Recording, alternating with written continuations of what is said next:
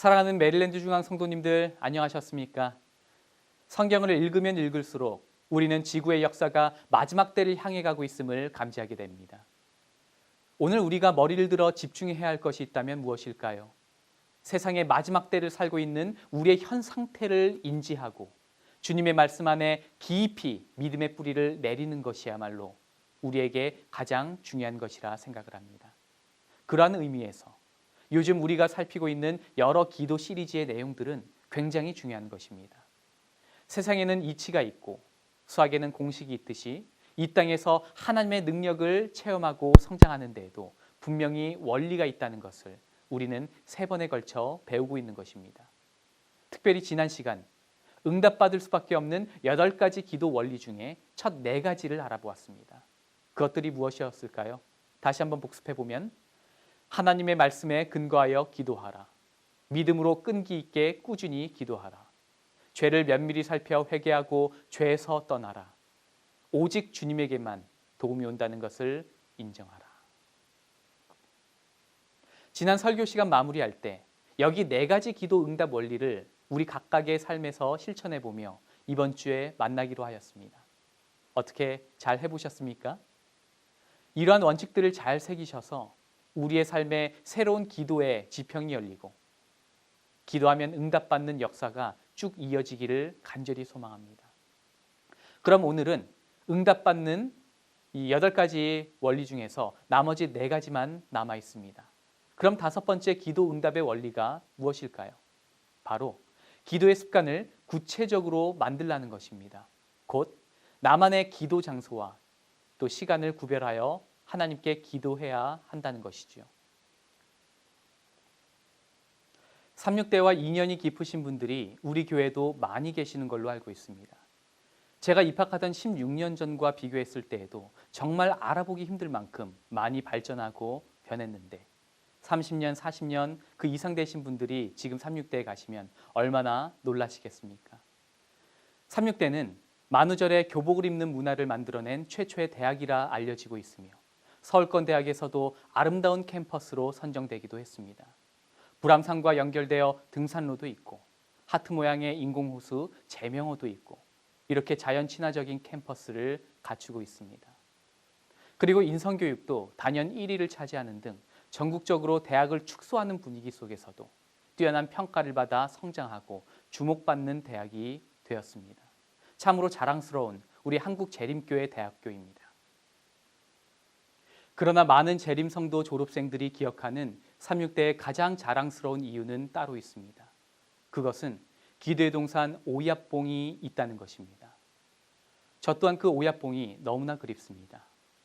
수많은 재림신앙의 유산을 물려준 선배들 그리고 믿음의 여정을 함께 걷는 이들이 36대에 대해서 하나같이 기억하고 추억하는 것은 바로 이것입니다. 한국 재림신앙의 모든 물줄기는 바로 여기 36대의 기도의 동산으로부터 시작됐다는 말을 합니다. 그렇습니다. 오얏봉은 이 세상과 하늘을 이어주는 수많은 기적과 은혜를 경험케 한 능력의 근원지였음은 분명합니다. 하나님과 은밀히 기도하고 또 다 함께 모여 기도하는 이 오얏봉이 없었다면 36대는 지금처럼 존재하지 못했을 것입니다. 36대학은 현재 95% 이상이 비재림교인이라 알려져 있지만 소수의 영성 있는 재림신앙인들에 의해 세워지고 유지되어 온 것입니다. 저는 개인적으로 오얏봉에서 참 많은 시간을 보냈습니다. 오얏봉은 정말 아름다운 쉼터이기도 하고 저에게는 기숙사 방보다도 사실 더 편하고 또 의지할 만한 공간이었습니다. 이곳에서 얼마나 자주 혼자 앉아 시간을 보냈는지 헤아릴 수 없는 것입니다. 이곳에는 특별한 저만의 나무가 있는 것을 아십니까? 십자가 뒤편으로 가다가 살짝 왼쪽으로 가다 보면 저만의 짝꿍 기도나무가 있습니다. 저는 이 나무에서 매일 점심 10분 정도 기도하며 안아주던 나무가 있습니다. 밥 먹기 전 반드시 이곳에 와서 이 기도나무 앞에 입을 맞추고 하나님과 대화하던 그때가 너무나 그립습니다. 개인 기도나무에서 마음을 털어놓고 하나님과 깊은 이야기를 나누다 보면 제 속에 있었던 모든 불안과 아픔과 슬픔이 씻기곤 하였습니다. 그때는 잘 몰랐는데 시간이 흐른 뒤에 분명히 알게 되었습니다. 할 줄 아는 게 아무것도 없고 무엇을 해야 할지 모르는 무력한 한 명의 신학생이 하나님께 모든 마음을 드리고 또 죄를 회개하고 하나님의 뜻대로만 살겠다고 온 마음을 내려놓던 그 순간이야말로 세상에서 가장 강했던 순간이었음을 고백하지 않을 수 없는 것입니다. 지지난 시간 기도 응답이 없는 가장 큰 이유 중 하나가 무엇이라고 했습니까? 바로 기도 자체를 하지 않아서입니다. 기도 자체가 없으니 응답을 경험할 수 없는 것입니다. 기도의 능력을 전혀 체험하지 못했을 때에는 그 기쁨과 놀라운 신비를 깨달을 수 없는 것입니다. 따라서 기도의 능력을 아는 만큼 우리는 기도하게 되는 것입니다. 기도의 장소가 얼마나 강한 능력을 가져오는지 알게 된다면 기도의 장소를 자주 찾을 수밖에 없는 것이죠. 엘렌 G 화이트 여사도 이에 대해서 많은 고민을 하며 사셨던 것 같습니다. 다음을 읽어보겠습니다. 기도하지 않는 가정만큼 나를 슬프게 하는 것은 없다. 나는 이와 같은 집에서는 단 하룻밤이라도 안전함을 느끼지 아니한다. 그래서 부모들이 그들의 필요와 그들의 슬픈 태만을 자각하도록 도와주고 싶은 생각이 없으면 나는 머물지 아니하였다. 어린이들은 이 태만의 결과를 결국 보여주는데 이는 하나님께 대한 경외심이 그들의 마음에 있지 않기 때문이다. 엘렌 화이트는 어느 집에 머물든지 그 집이 기도하는 집인지 아닌지에 대해서 민감하게 눈여겨보며 결정했던 것입니다. 왜냐하면 기도하는 사람과 기도하는 가정은 보이지 않는 손에 의해 강력한 인도하심과 보호하심을 받는 게 분명했기 때문에 그렇습니다. 그리고 그리스도의 능력은 기도로부터 나왔듯이 우리 그리스도인의 모든 풍성과 능력과 평화는 기도로서만 얻을 수 있는 것이었기 때문에 그렇습니다. 기도의 습관을 구체적으로 만들기 위해서 어떻게 해야 할까요? 크게 두 가지가 있습니다. 먼저 호흡과 생각이 기도가 되도록 하는 것입니다. 그대가 홀로 있을 때, 걸어갈 때, 일상생활로 분주할 때 구주와 이야기하는 습관을 기르라. 마음을 끊임없이 하늘로 향하여 도움과 빛과 힘과 지식을 얻기 위해 조용한 탄원을 올리라. 호흡마다 기도가 되게 하라. 이처럼 우리는 아무 때나 기도할 수 있습니다. 꼭 무릎 꿇고 기도하는 것이 기도가 아닙니다. 우리는 샤워를 하면서 기도할 수 있습니다. 우리는 운전을 하며 눈을 뜨고 대화하듯 하나님과 기도할 수 있습니다. 강아지와 산책을 하고 또 혼자 길을 걸으며 마음과 생각으로 하나님과 깊은 대화를 할 수 있는 것입니다. 물론 그렇게 기도할 수 있다는 것을 알아야 합니다.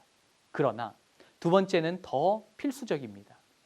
바로 하나님과의 1:1 시간을 따로 구별하여 떼어놓고 기도하는 것입니다. 구별된 시간이나 장소를 정해서 간절한 마음으로 하나님께 무릎을 꿇고 기도하는 것입니다.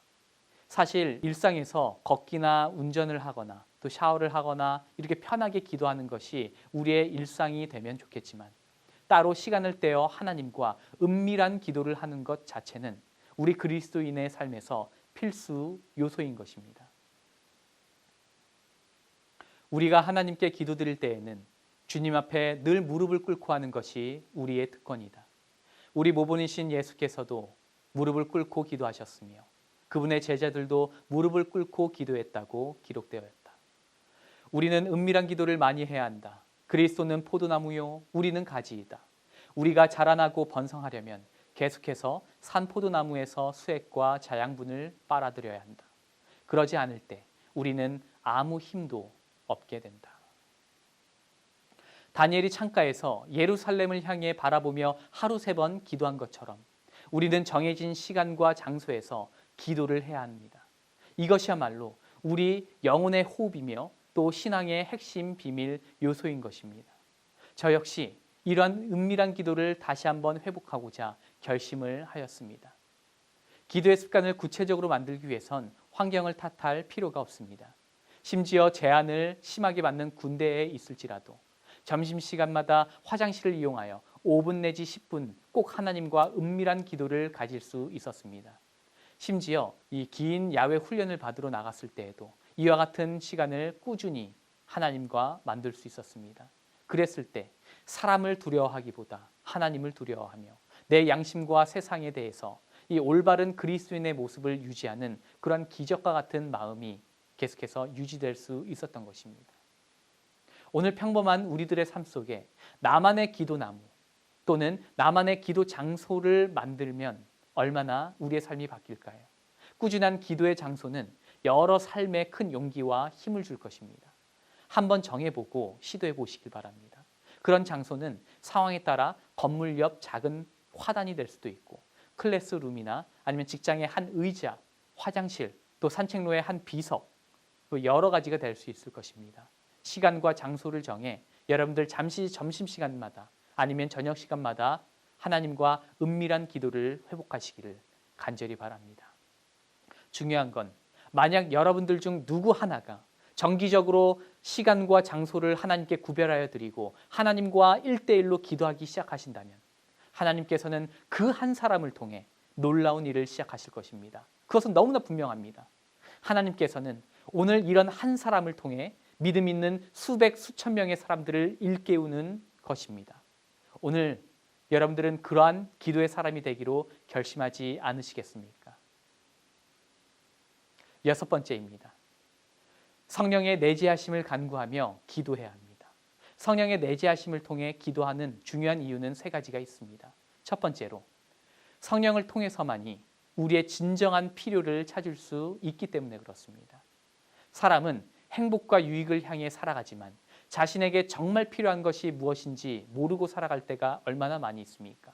내가 무엇을 구하고 있어도 그것이 잠깐 해갈의 용도는 될 뿐 근원적으로 해결하는 방법이 되지 못할 때가 얼마나 많이 있는지 모릅니다. 영감 있는 글에서도 이 부분을 예리하게 이야기합니다. 그들은 자신의 필요가 무엇인지 알지 못하고 하나님이 주시기를 기뻐하신다는 사실도 깨달지 못하기 때문에 저희의 구하는 바를 끈기 있게 구하지 아니한다. 그대의 기도를 하나님은 언제나 기대를 따라서가 아니라 그대의 유익을 따라 응답하셨다. 우리가 기도하면서 정말 필요한 것을 구하지 못할 때가 얼마나 많이 있습니까? 마치 전자제품이 망가져 고칠 때 그것을 직접 만든 이가 여러 방법 안에서 다양하게 고칠 수 있듯이 우리를 창조하시고 인간의 필요를 아시는 성령 하나님께서 우리 인간의 마음에 내재하실 때 우리는 정말 나에게 필요한 기도를 하게 되는 것입니다.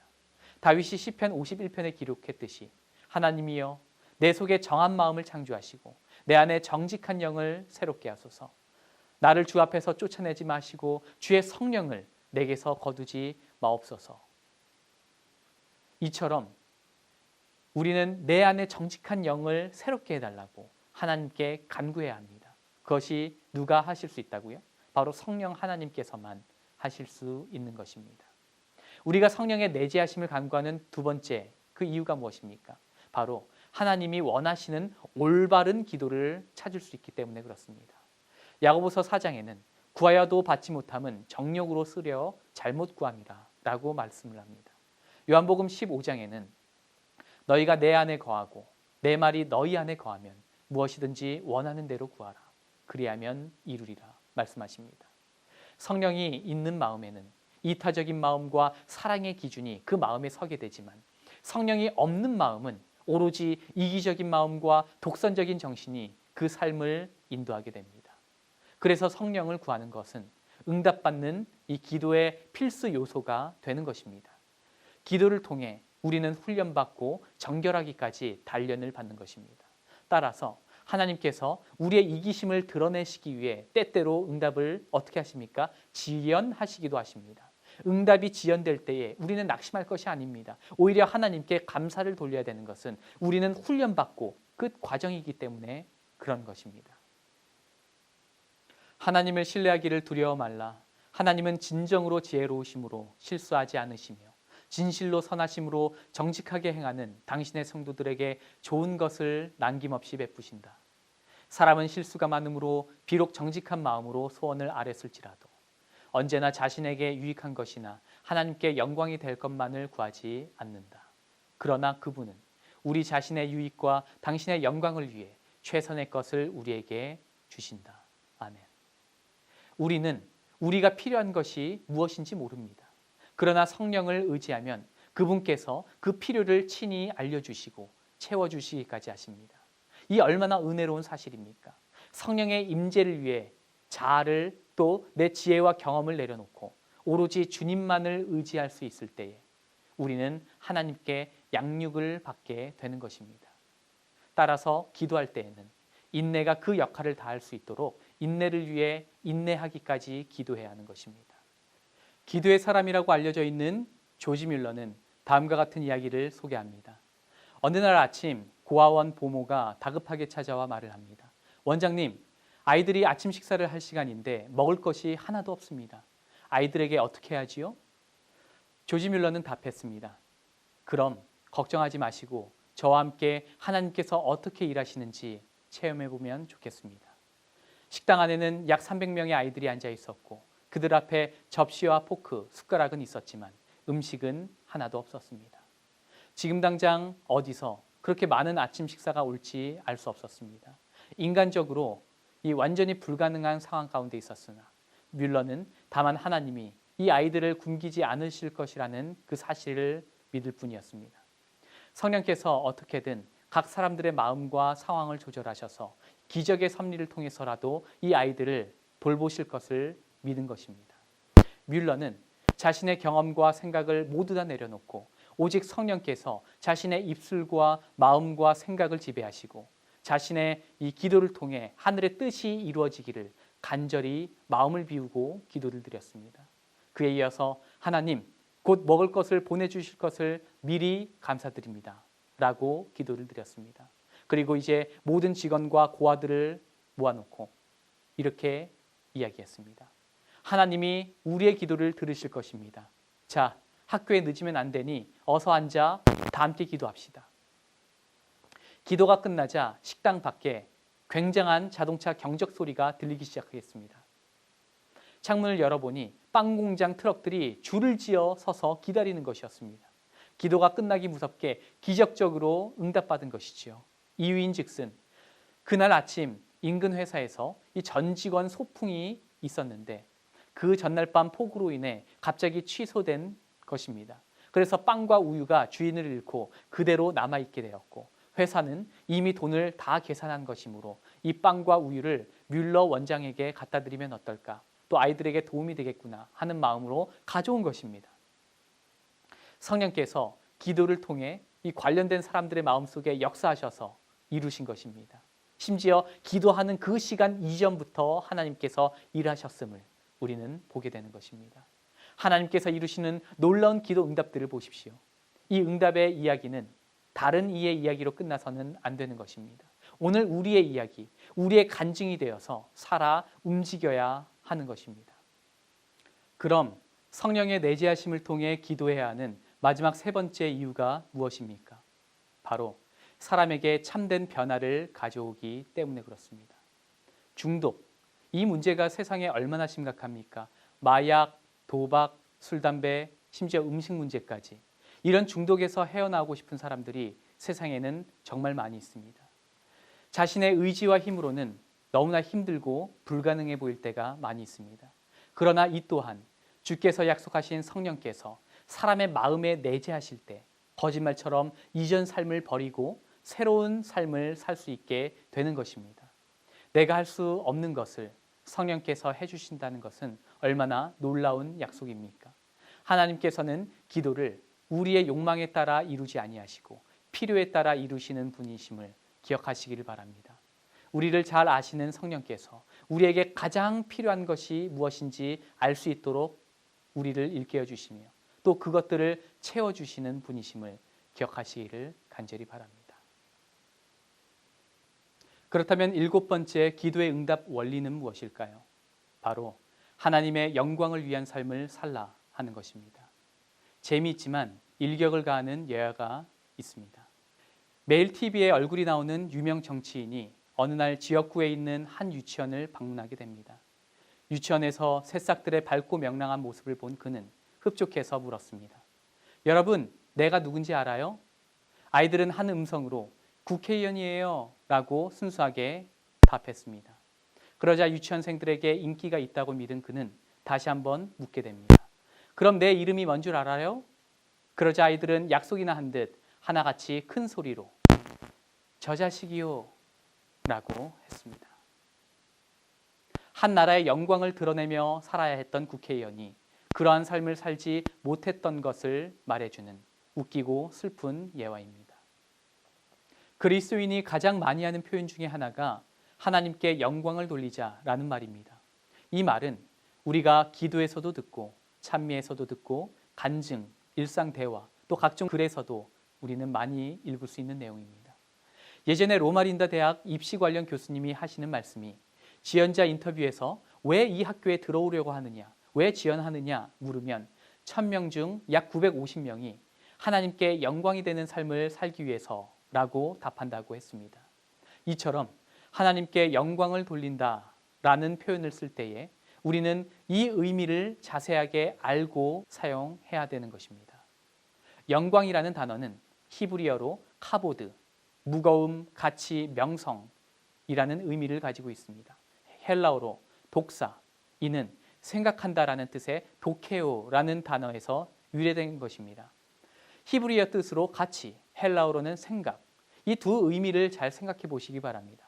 사람은 무언가를 판단하고 행동할 때 자신이 배우고 믿는 가치관에 따라 그 삶을 이어가기 마련입니다.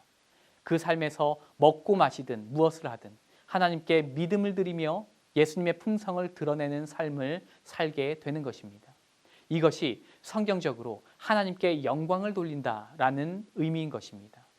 짧게 정리하자면 하나님께 영광된 삶이란 삶의 터전에서 주변 이들이 예수님의 품성을 경험할 수 있도록 나의 삶이 사랑의 삶이 되게 하고 주님의 품성을 닮은 삶이 되게 한다는 것입니다. 그런데 이런 영광된 삶의 중심에는 무엇이 있습니까? 바로 기도가 있는 것입니다. 사랑하는 성도 여러분, 응답이 지체되는 것도 또 하나의 응답이라는 것을 아십니까? 기도의 사람 조지 뮬러가 이 고아원을 세우기 위해서 열심히 기도하고 있었을 때였습니다. 고아원을 세우려고 준비하는데 굉장히 좋은 땅이 나왔습니다. 땅 주인과 연락을 해보니 그의 생각보다 몇 배나 비쌌던 것이죠. 그리고 그만한 돈이 있을 리 없었습니다. 그래서 뮬러는 이 일을 놓고 성경을 찾아가며 기도하기 시작하는데 하나님께서 선물과 같은 성경절을 보여주셨습니다. 그것은 그런즉 너희는 먼저 그의 나라와 그의 의를 구하라. 그리하면 이 모든 것이 너희에게 있으리라 하는 그 말씀이었습니다. 그래서 그는 하나님의 뜻대로 이 일들을 이루어 주시옵소서라고 기도를 드리며 낙담하기보다 오히려 믿음을 세워가며 하나님을 바라보았습니다. 그렇게 기도하며 3개월을 기다렸는데 그 3개월이 얼마나 길게 느껴졌을까요? 그런데 놀랍게도 주인에게 다시 연락이 와 땅 가격을 3분의 1로 깎아준다는 이야기를 듣게 됩니다. 뿐만 아니라 그 땅 주인이 말하는 정확한 가격만큼의 수표가 뮬러의 손에 그날 들어오게 된 것입니다. 더 놀라운 사실이 뭔 줄 아십니까? 그 수표가 발행되던 날짜가 3개월 전 기도를 시작하던 그날이었던 것입니다. 하나님은 3개월 전에 미리 기도 응답을 마련하셨고 뮬러가 기도하면서 믿음으로 기다리게 하신 것입니다. 하나님께서는 이렇게 일하시기도 하시는 것입니다. 중요한 것이 무엇일까요? 기도하는 우리의 자세입니다. 기도하는 우리의 믿음입니다. 기도하는 사람이 더욱더 믿음을 연단할 수 있도록 하나님께서는 모든 만발의 준비를 하고 계신 것입니다. 이 얼마나 놀라운 사실입니까? 어쩌면 오늘 우리의 기도에 응답이 없는 것이 하나님께서 우리를 이 믿음의 사람으로 성장시키기 위해 조금 더 붙잡고 계시는 일일지도 모르겠습니다. 그러므로 더욱더 용기 내어 기도하시기를 바랍니다. 이처럼 기도는 우리가 생각하는 것 이상의 의미가 있습니다. 한 발 더 깊이 들어가자면 기도야말로 하나님께 영광을 돌리는 삶을 살도록 마련하신 필수적인 장치요 방법인 것입니다. 기도는 죄악과의 투쟁과 그리스도인적 품성 개발에서 하늘이 정하신 성공 방법이다. 아멘. 기도를 통해 믿음이 자라게 하십니다. 응답이 지체되는 것도 하나님의 은혜이고 또 다른 응답이라는 것을 배우게 되었습니다. 기도 응답의 지체를 통해서도 믿음이 자라고 또 응답을 받는 것을 통해서 일의 진척을 이루며 모든 면에서 믿음이 자라게 되는 것입니다. 이 얼마나 놀랍고 깊은 하나님의 은혜인지 또 지혜인지 모릅니다. 따라서 하나님께 영광을 돌리는 삶을 살기 위해서는 반드시 기도의 삶을 살아야 되는 것입니다. 예수님의 사랑의 모본을 따라 이타적인 삶을 살아가는데 기도가 필수적이며 그 신앙의 성장을 이루는 유일한 방도가 바로 기도라는 것을 우리는 인정할 수밖에 없는 것입니다. 마지막으로 8번째 기도 응답의 원리가 무엇일까요? 바로 하나님께서 사용하시는 청지기가 되는 데 집중하라라는 것입니다. 각 스포츠 선수들이 이 포지션에 맞게 영입이 됩니다. 만약 그 역할을 잘 감당하지 못할 것 같으면 다른 팀으로 어떻게 됩니까? 임대 방출되거나 벤치에서만 지내게 됩니다. 그래서 선수들은 주전이 되기 위해 치열하게 훈련하며 준비를 합니다. 이처럼 하나님께서는 믿음을 소유한 자들을 부르셔서 맡겨주신 일들이 분명히 있습니다. 우리가 살아있고 또 살아가는 분명한 이유를 알아야 되는 것입니다. 교회를 통해서도 성도들로 하여금 그리고 나아가 세상으로 하여금 이 하나님 나라를 가슴에 품게 만들고 구원의 길을 마련하신 예수님을 듣고 믿도록 하기 위해 우리를 빛과 소금의 역할로 부르신 것입니다. 만약 그런 청지기의 삶을 우리가 살지 못하게 될 때 어떻게 될까요? 복음서에는 우리가 이미 친숙하게 들어온 내용들이 있습니다. 달란트 비유에서 그 달란트를 사용하지 못한 종들과 또 그 주인의 포도원에서 성실하게 일을 하지 않은 종들은 쫓겨나게 되었습니다. 알곡과 가라지 비유에서도 결국 가라지는 어떻게 됩니까? 뽑혀 버림을 받게 됩니다. 불편하게 들릴지 모르나 이것이 하늘의 원리이고 성경이 일관되게 경고하는 메시지입니다. 이처럼 부름받은 사람이 그 목적에 맞게 행할 때 또 살아가게 될 때 참으로 쓰임받고 주님의 칭찬을 받을 수 있게 되는 것입니다. 반대로 하나님을 슬프게 하는 일이 무엇입니까? 더 나아가 하나님을 모독하는 일이 무엇일까요? 어떤 큰 반역의 칼을 드는 것만이 하나님을 욕하는 게 아니라고 화입 부인은 이야기하고 있습니다. 조건은 이행하지 않으면서 하나님의 약속만을 내세우고 간구하는 자들은 하나님을 모독하는 것이다. 그들은 약속의 성취를 받기 위해 그리스도의 이름을 권위로 사용하지만 그리스도께 대한 그들의 믿음과 사랑의 표시가 될 만한 일들은 행하지 않는다. 우리는 얼마나 많은 경우에 있어서 이 같은 실수를 범하는지 모릅니다. 하나님께 받을 유익만을 생각하고 그분의 이름으로 기도하고 그분의 말씀에 아멘을 하지만 그분이 참으로 원하시는 모습으로 살기를 거부할 때가 얼마나 많은지 뒤돌아보게 됩니다. 우리가 신실하게 간구할 때 하나님께서는 우리의 구하는 바를 들으시고 응답하신다. 그러나 우리는 우리의 기도에 일치하는 생애를 살지 않으면 안 된다. 만일 우리가 기도에 반대되게 행한다면 그 기도는 소용이 없다. 작은 모습을 보고서 청지기의 삶을 판단하는 것은 무리가 있습니다. 하지만 많은 경우에 있어서 한 부분이 전체의 모습을 요약하기도 하는 것이죠. 그래서 우리의 신앙의 모습은 일상의 태도라고 생각하는 것도 그렇게 틀린 말이 아닙니다.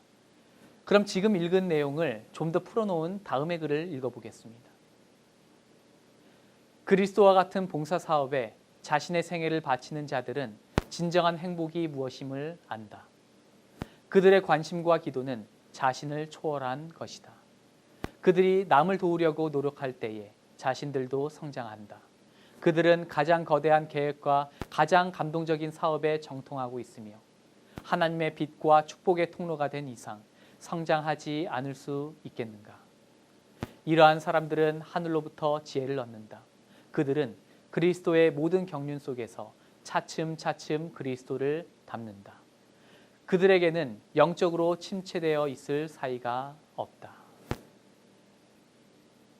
우리 인간의 삶을 뒤돌아볼 때 우리가 사랑하는 2명의 자녀 중에서 더 부모의 마음을 헤아리고 효도하는 자녀에게 부모는 어떻게 생각합니까? 보람을 더 느끼고 더 뿌듯해하고 기특하게 생각을 할 것입니다. 하나님의 청지기로서 복음을 위해 희생적으로 그 삶을 다하는 자에게 하나님이 어찌 축복하시지 아니하시겠습니까? 어찌 그 기도에 응답하시지 않겠습니까? 우리는 충실하고 성실한 청지기가 되어야 하는 것입니다. 오늘 그렇게 결심하지 않으시겠습니까? 이제 마치면서 오늘 봉독으로 읽은 성경절 로마서 12장 1절로 2절의 그 말씀은 우리가 살펴본 응답받는 8개의 원리를 하나로 요약하는 굉장히 중요한 말씀입니다. 어떻게 요약되어 있는지 다시 한번 여러분들이 생각하며 읽으시기를 바랍니다. 그러므로 형제들아 내가 하나님의 모든 자비하심으로 너희를 권하노니 너희 몸을 하나님이 기뻐하시는 거룩한 산 제사로 드리라. 이는 너희의 드릴 영적 예배니라. 너희는 이 세대를 본받지 말고 오직 마음을 새롭게 함으로 변화를 받아 하나님의 선하시고 기뻐하시고 온전하신 뜻이 무엇인지 분별하도록 하라. 아멘. 우리가 하나님께 드릴 수 있는 것이 무엇이 있겠습니까? 다만 그분께서 우리의 삶에 베푸시고 허락하신 여러 축복들에 감사를 드릴 수 있는 것입니다. 우리가 하나님께 드릴 수 있는 것이 무엇이 있을까요? 아무것도 없습니다. 다만 그분이 내 삶에 베푸시고 허락해 주신 축복들을 묵상하며 감사할 수 있고 반응할 뿐입니다. 주님께서 나를 이 땅에, 이 교회에, 이 신앙에 부르신 이유가 무엇일지 생각해 볼 때에 그분께 나 자신을 거룩한 산 제물로 드리는 것 외에는 우리가 할 일이 없다는 것입니다. 산 제물의 삶은 그분과 연합하여 그분의 뜻을 행하는 청지기가 되는 것입니다. 지금까지 우리는 기도 응답을 받는 8가지 원리를 살펴보았습니다. 그 나머지 4가지를 오늘 살펴보았는데요. 무엇입니까? 기도의 습관을 구체적으로 만들라. 성령의 내재하심을 위해 먼저 기도하라. 하나님의 영광만을 위한 삶을 살라. 충실한 청지기가 되기를 먼저 집중하라.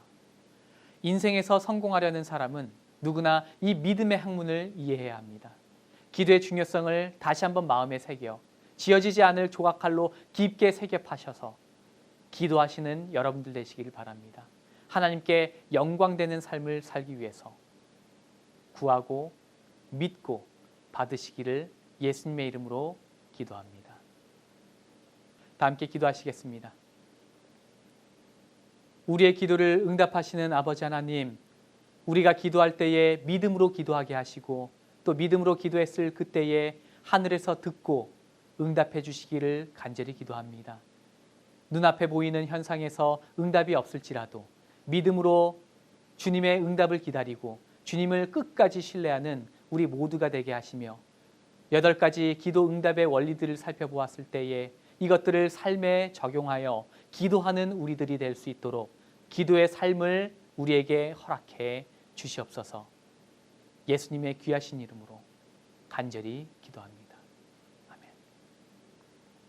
사랑하는 성도님들, 몸 건강하시고 하루빨리 뵙기를 간절히 바랍니다. 감사합니다.